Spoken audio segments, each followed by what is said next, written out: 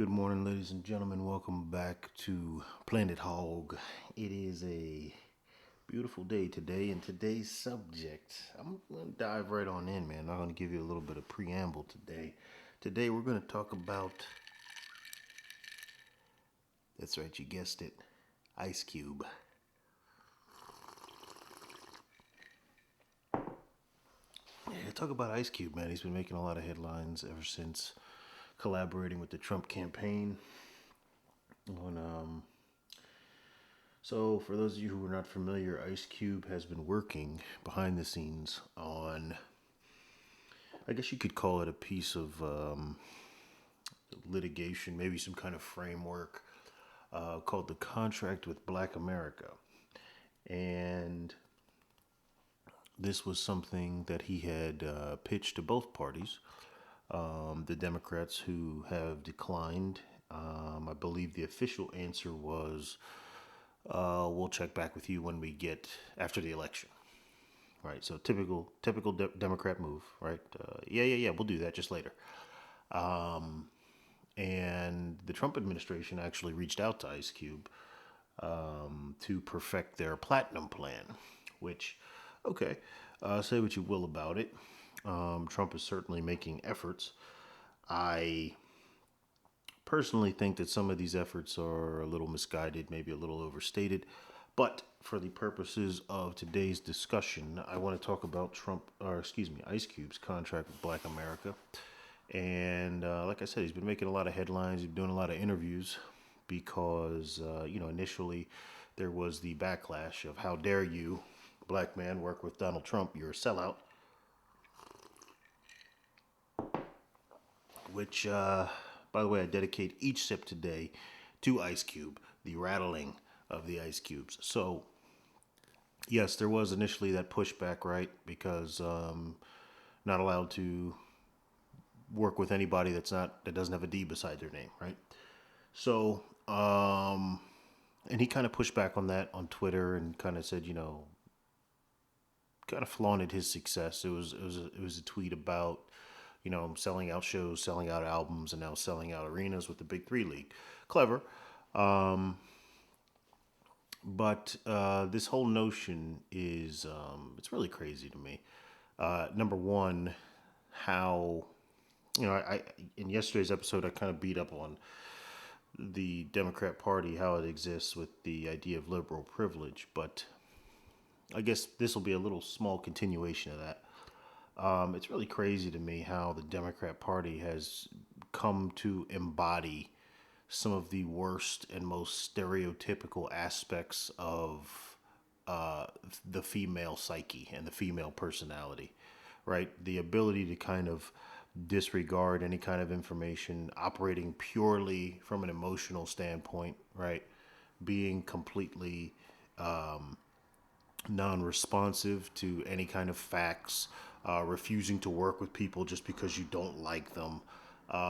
It's crazy. It's really crazy what this party has become.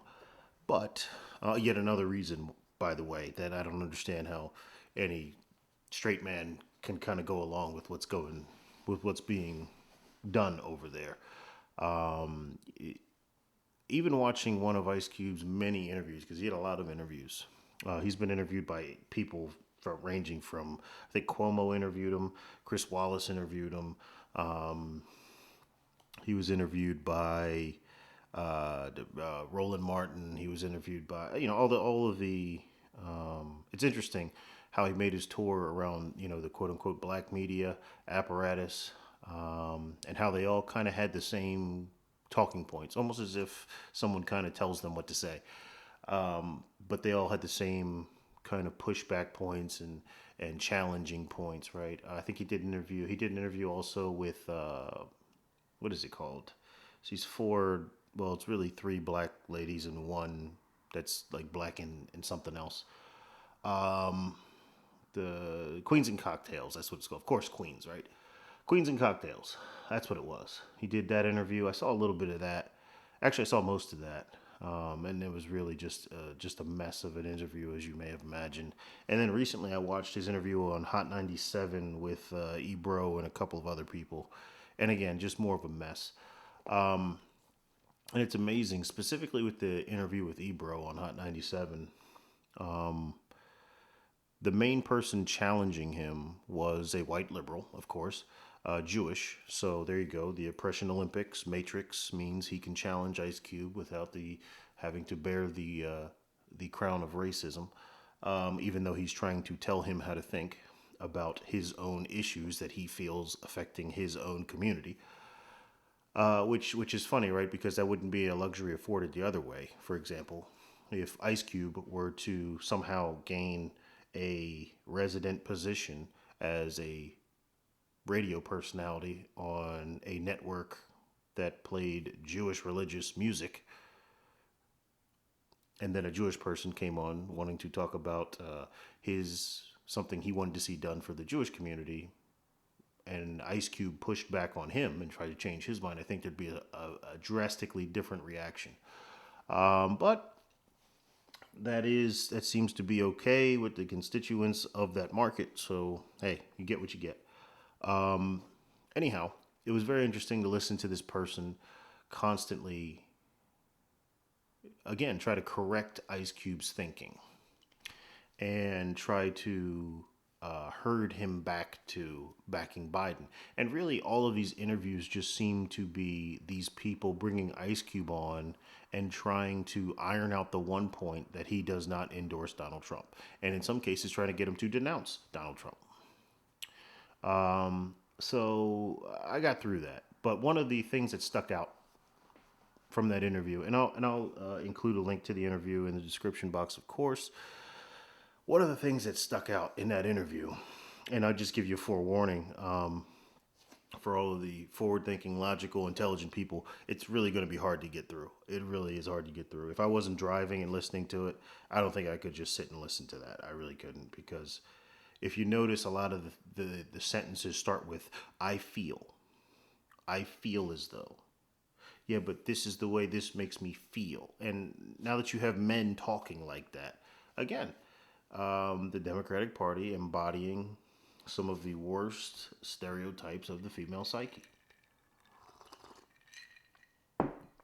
And I don't think that's an accident. But most of it was just, the usual stuff, white supremacy being emboldened under Donald Trump, it's the usual just horse shit that those of us who bother to do any kind of research aside from turning on CNN, MSNBC, NBC, those of us who just decide to just click on a couple of articles from different websites, independent journalists, we know to be false, verifiably false. However, and Ice Cube, I think, did a decent job for the most part of standing his ground.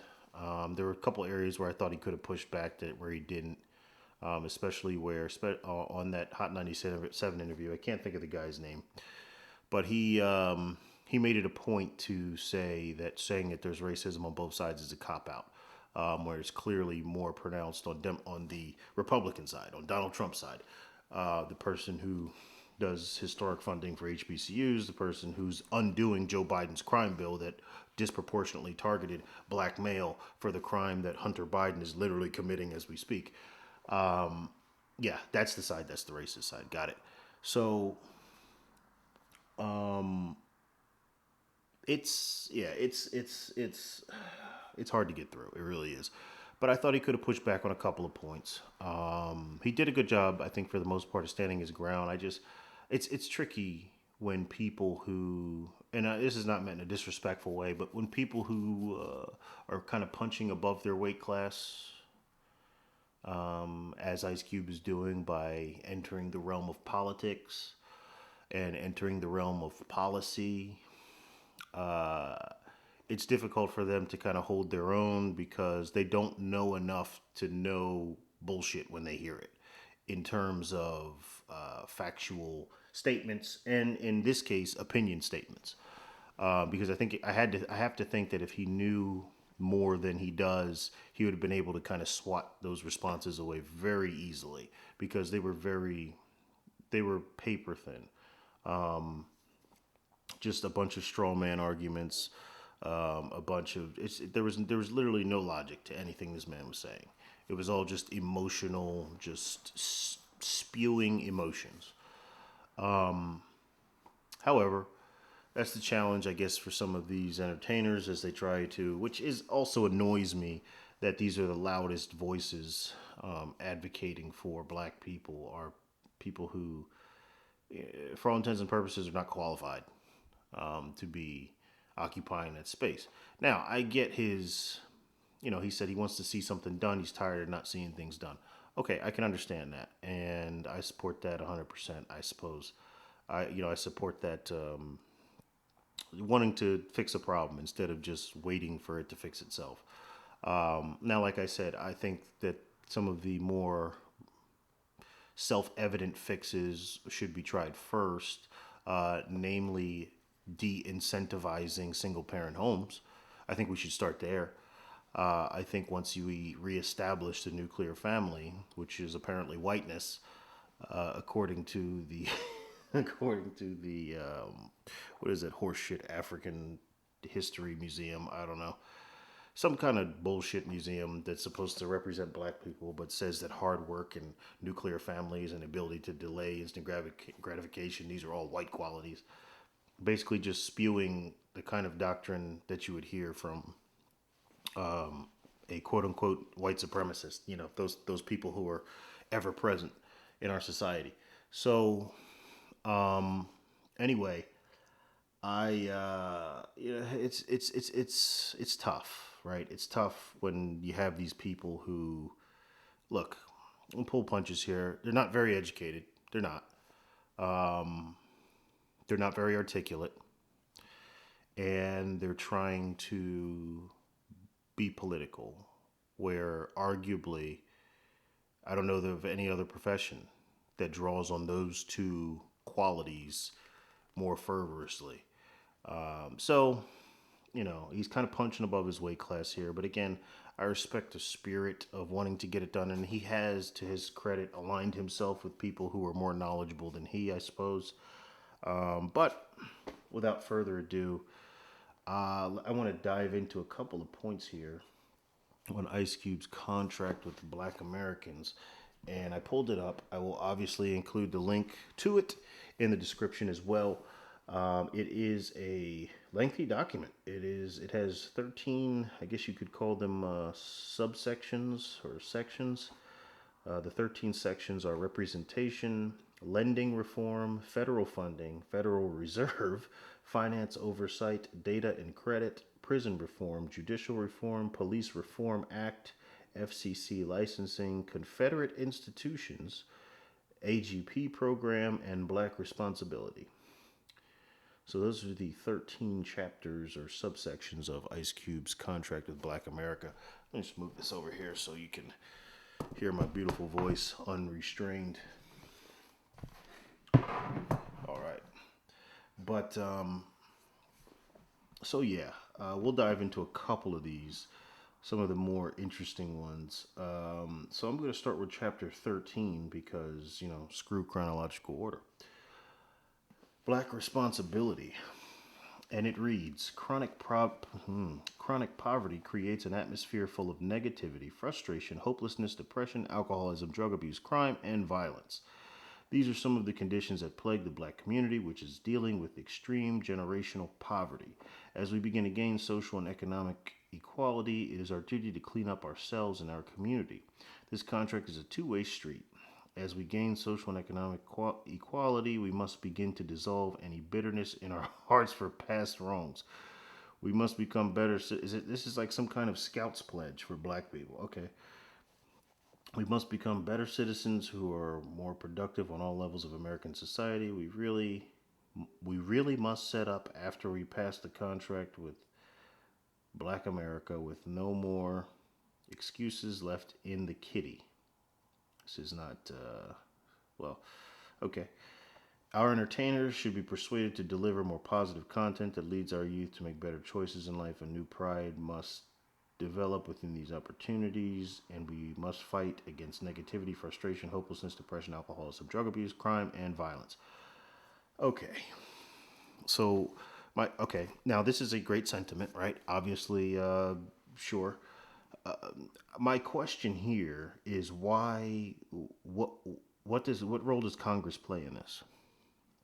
Couldn't these things be happening right now? Also, by the way, please note that all of these problems or this issue can be remedied by again two-parent household. When you talk about generational poverty, two people working in a house generally make more money than just one. So when you talk about becoming a better citizen, when you talk about a pride in making better choices in life, a two-headed household, namely having a male in the house to teach young boys, because obviously most of these things are speaking to young black males. Having a stable father in the house remedies a lot of these things. So, and I think that'll be a common theme as we go through this. However, when he's talking about entertainers persuaded to deliver more positive content, well, guess what? I grew up with DMX. I grew up with, I grew up with gangster rap. Gangster rap was in full effect. So, and I love DMX. But I also understood that that wasn't life because I had a father. So, a lot of these things I think, again, are alleviated when you have a two-parent household. And by two-parent, we mean a father in the house, a stable father figure. So let's spin the wheel. Let's go to Confederate institutions. This has got to be good. Okay, this is not very long. Okay.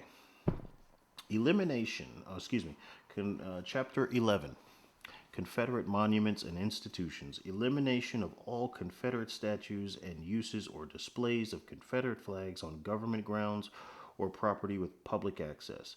Rename all streets, schools, public structures, etc. named after Confederate soldiers or leaders. A memorial will be built in Washington, D.C. to victims of police excessive force. Okay, so that really has nothing to do with this and probably belongs in the Police Reform Act if we're going to put it anywhere.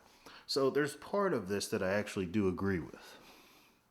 And it's literally the first half of the first sentence. Elimination of all Confederate statues and uses or displays of Confederate flags on government grounds. Period. Right there. Got it. I agree. That part, 100% I agree with. Does not belong on government grounds. Doesn't belong in front of your courthouses. Doesn't belong in front of your police stations. Doesn't belong in your military installations. 100% agree. 100% agree. Namely because that flag stood against the government, the U.S. government. But that aside, that tidbit aside, it is an inescapable truth that that flag is associated with feelings of and acts of racial injustice in this country. So I think in the spirit of keeping government institutions America-centric, fair, yes, doesn't belong there. 100% agree. Disagree with property with public access.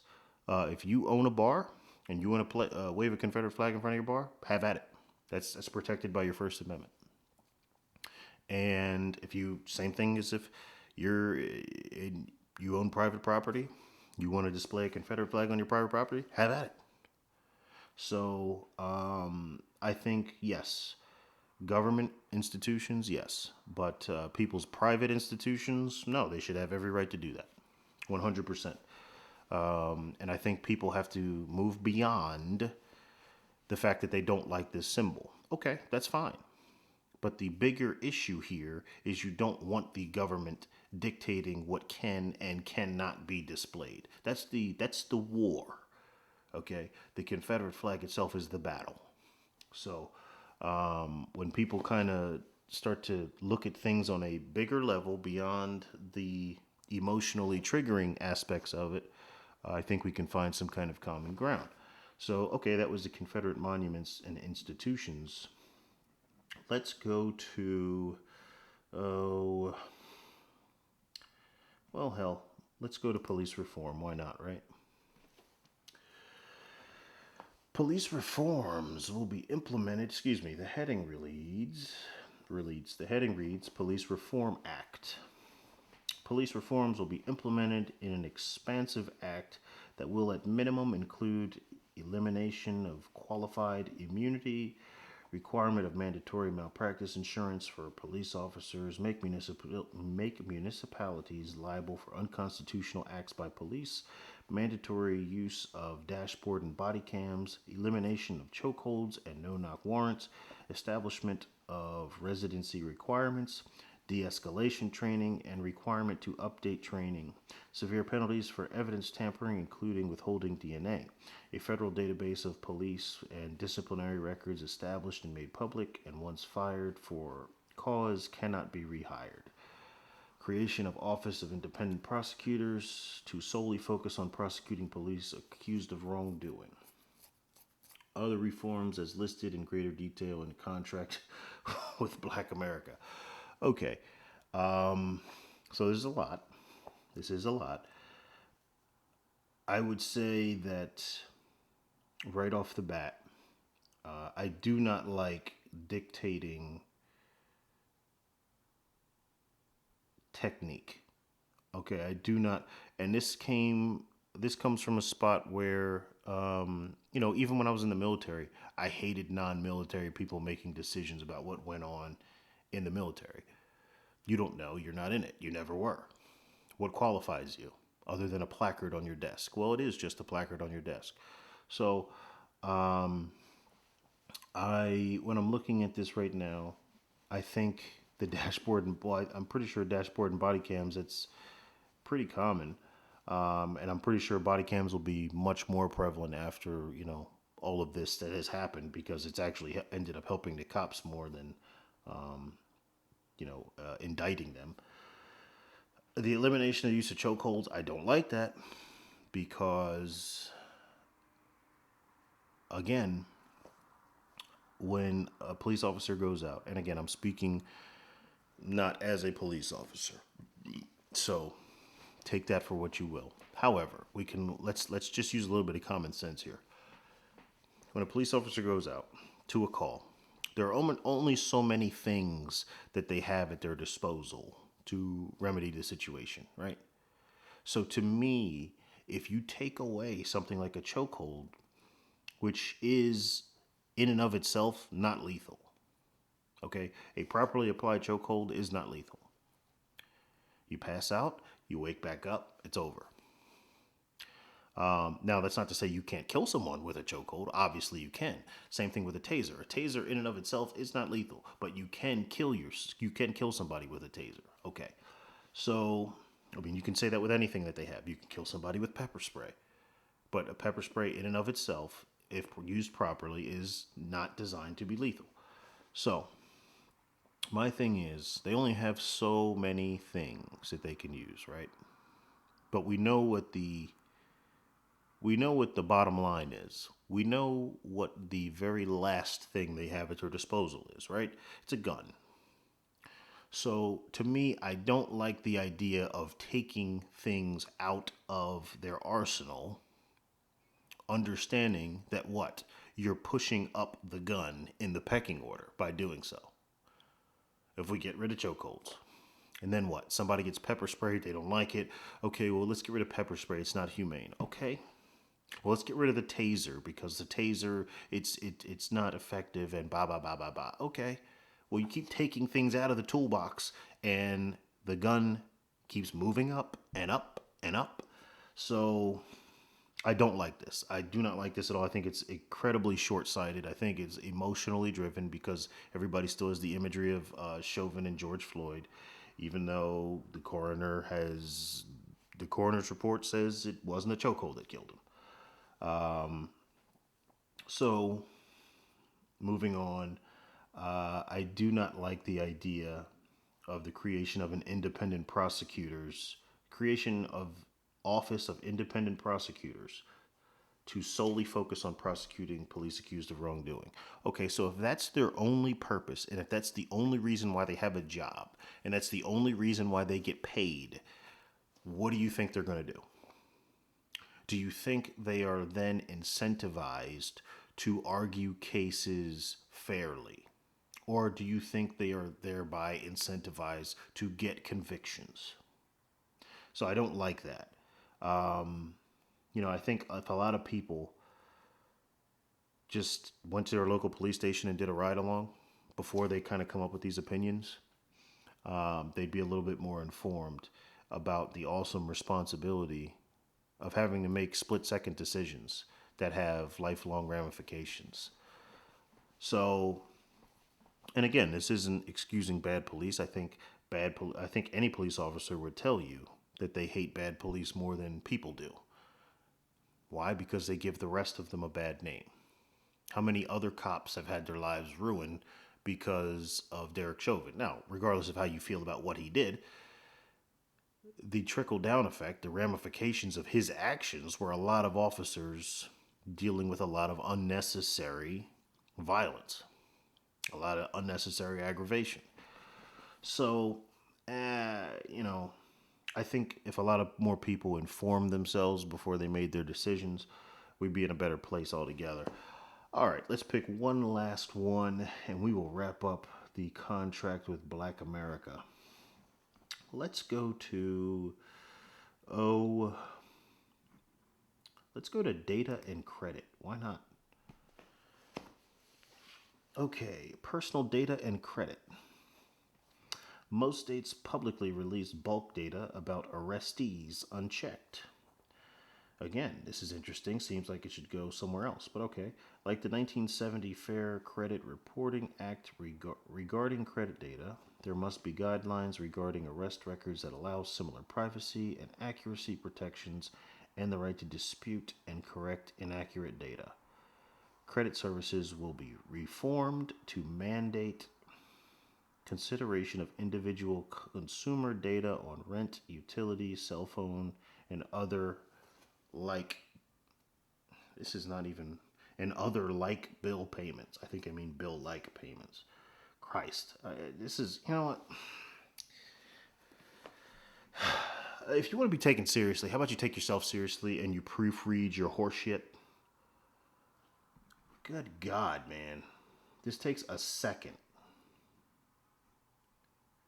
Like, you want to take, and then there's some stupid ass little contract where you can sign it at the bottom. It says, I, your first name and last name, support this contract and demand an open debate and a clear and fair vote within the first 100 days of the 117th Congress in 2021 on the above proposals. Well, how about we proofread it first so you don't, so everyone signing it doesn't look like a bunch of jackasses. Yeah, this is personal data and credit. I really don't have much to say about this. Seems like something that there's obviously some goings on about ex-cons that I'm unaware of. Man, I'm just really upset with this wording, these basic grammatical errors, and there's more actually. Let's do one more. Let's go to representation. Let's not end on a bad note. Let's go to representation. So it says bill to guarantee black opportunity and representation. Okay.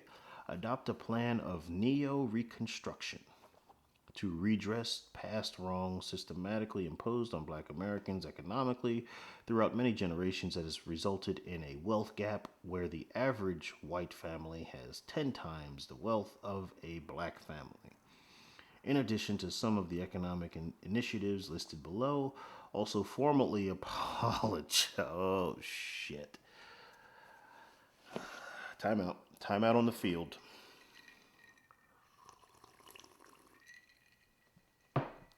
Now we're getting into our feelings. Okay, hold on. Here we go. In addition to some of the economic initiatives listed below, also formally apologize to black Americans for past discrimination and slavery. Additionally, black opportunity and representation will include affirmative action in schools, public and private, per student funding in states on equal basis instead of paid by local property taxes, black representation on all government civil rights bodies. I should be in. Civil rights classes mandatory in elementary schools. How about grammar mandatory as well? Gerrymandering reform, additional polling places in black and minority neighborhoods. Juneteenth become a federal holiday. Oh my fucking God. Okay. So a whole lot of make me feel good wrapped up in some give me money. Okay, got it. Got it. All right, so let's go through this. Let's talk about the wealth gap. Again, this wealth gap can be rectified if you have a dual income house. So why don't we start there? Why don't we start with that? In addition to the economic initiatives listed below, formally apologize for past discrimination and slavery. Okay. What will that do? What will it do? I this is exactly why I just it's hard for me to get down with anything that has the word black, Negro, African American, or anything in the title because it always amounts to feel good fluff like this bullshit right here. Apologize for slavery and discrimination. Okay, I'm sorry. Now what? Is there some kind of Cinderella like transformation where we just start floating in the air and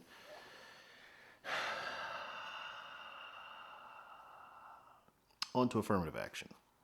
Well, look, affirmative action, say what you will, has not been proven to be effective. Has not.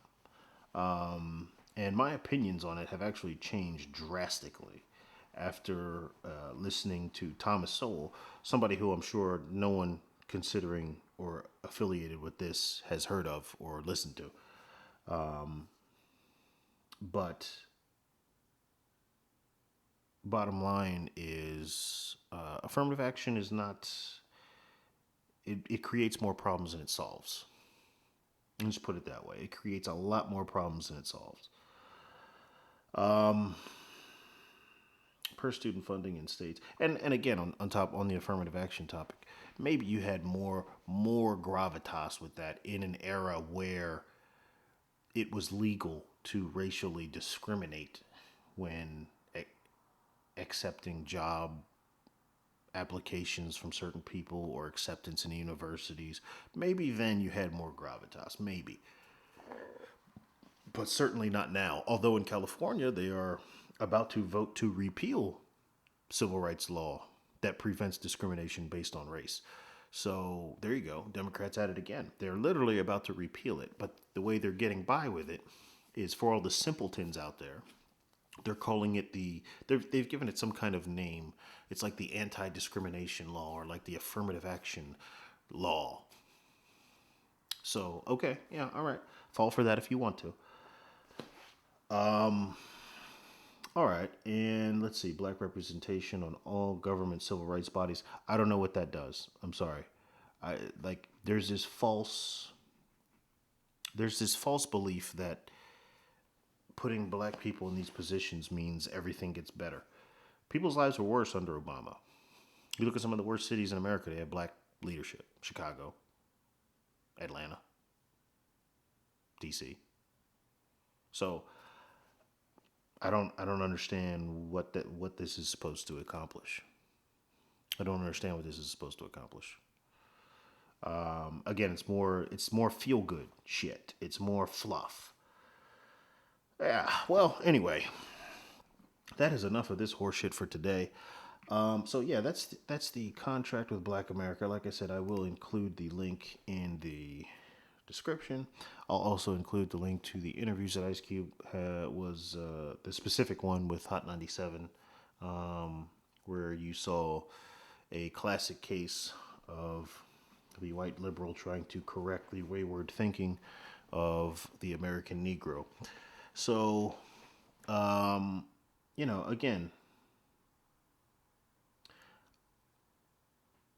I like the spirit of what Ice Cube is trying to do. I think it's missing the mark. I think Smaller changes.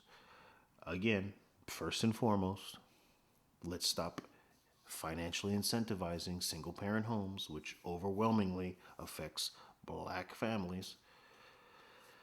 And it's not just, right? Because obviously other groups are starting to see an uptick in this now, and they will experience a similar decline. But I think we start with something small first. And let's just see how that works before we start changing systems and institutions. Before we make a major adjustment, right? The check oil light's on in your car. Oh, I got to get a new motor. What? I got to get a new engine. Got to get a new engine. Or maybe we can just check the oil, right? Maybe we can just check the oil. Check engine light comes on. I got to get a new engine. Or maybe we can just see what the light's about. Let's do the minor thing first before we go crazy. Anyway, ladies and gentlemen, that will conclude today's episode of Planet Hog. And until the next time, I am your host, High Chancellor Hog, and I will catch you guys tomorrow. Until then, peace.